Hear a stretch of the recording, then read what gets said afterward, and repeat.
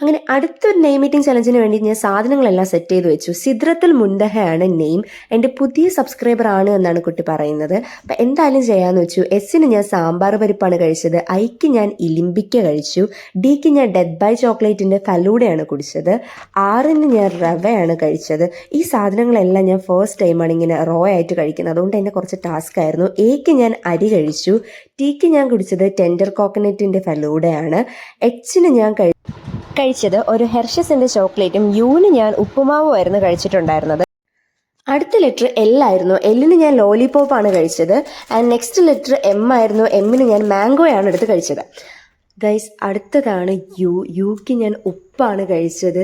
എൻ്റെ പൊന്നു, ഞാൻ ആദ്യമായിട്ടാണ് ഇത്രയും ക്വാണ്ടിറ്റിയിൽ ഇങ്ങനെ ഉപ്പ് കഴിക്കുന്നത്. എനിക്കൊരു റിയാക്ഷൻ കണ്ടാൽ മനസ്സിലാവും. ഞാൻ വോമിറ്റ് ചെയ്യുമായിരുന്നു. അടുത്ത് എന്നായിരുന്നു. എന്ന് ഞാൻ ഭയങ്കര രസത്തിൽ നെല്ലിക്കയാണ് കഴിച്ചത്. എന്നാൽ എരിവ് കൊണ്ട് എനിക്ക് സഹിക്കാൻ വയ്യായിരുന്നു.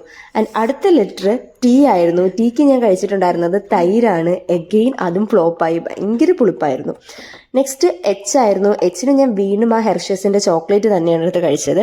അത് കഴിഞ്ഞിട്ട് എ ആണ്. എക്ക് ഞാൻ അരിപ്പൊടിയാണ് കഴിച്ചത്. ഒരു വികാരവും ഇല്ലാത്ത എന്തോ ഒരു ഫുഡ്. പിന്നത്തെ ലെറ്റർ എച്ച് ആയിരുന്നു. എച്ചിന് ഞാൻ ഹണി ആയിരുന്നു കുടിച്ചിട്ടുണ്ടായിരുന്നത്.